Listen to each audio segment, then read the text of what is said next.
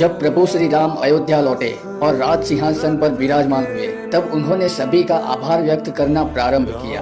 तब सुग्रीव को लगता है कि प्रभु श्री राम सबसे पहले हनुमान जी का नाम लेंगे, लेकिन प्रभु श्री राम अपने पिताश्री और अपनी तीनों माताओं को नमन करते हैं और कहते हैं, जिन्होंने मुझे जन्म दिया और उत्तम संस्कार दिए, मैं सदा उनका आभारी रहूंगा। अब लक्ष्मण जी को लगता है कि अब तो भैया अवश्य ही हनुमान का उल्लेख करेंगे, लेकिन प्रभु श्री राम कहते हैं, अब मैं धन्यवाद करता हूँ अपने तीनों भाइयों का, जिनका प्रेम, निष्ठा और आदर सदैव ही मेरी शक्ति बनी रहे। अब लक्ष्मण जी मन में ही सोचते हैं कि अब तो भैया हनुमान जी का नाम अवश्य ही लेंगे, लेकिन प्रभु श्री राम कहते हैं, मेरी जीवन संगिनी जानकी, जिन्होंने वन की कठिनाइयों में हर दुख हर क्षण मेरा साथ दिया, मैं सदा ही उनका आभारी रहूंगा। अब माता सीता सोचती है कि अब तो स्वामी हनुमान का ही नाम लेंगे, लेकिन प्रभु श्री राम कहते हैं, जिनकी बुद्धि और अनुभव से हमने अनेक राहें पाई, जिनका सहयोग अमूल्य था, ऐसे जामवंत जी और सुग्रीव, मैं इन दोनों का आभारी हूँ। अंगद और समस्त वानर सेना, जिन्होंने अपने प्राणों की आहुति दी, मैं आप सभी का आभार व्यक्त करता हूँ। अब सभी लोग यही सोच रहे थे कि अब तो प्रभु हनुमान का ही नाम लेंगे, लेकिन प्रभु श्री राम कहते हैं, लंका के धर्म प्रिय राजा विभीषण, जिन्होंने धर्म का साथ दिया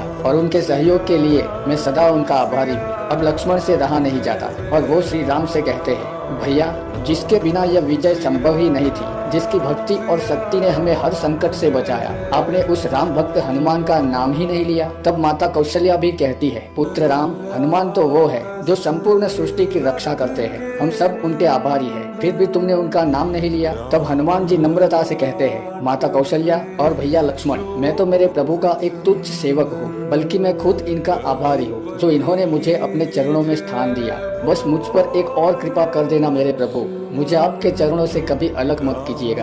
दोस्तों, भक्ति का इससे उत्तम उदाहरण शायद ही कहीं मिलेगा। तो अगर आप भी प्रभु श्री राम के सच्चे भक्त हैं, तो कमेंट में जय श्री राम जरूर लिखें।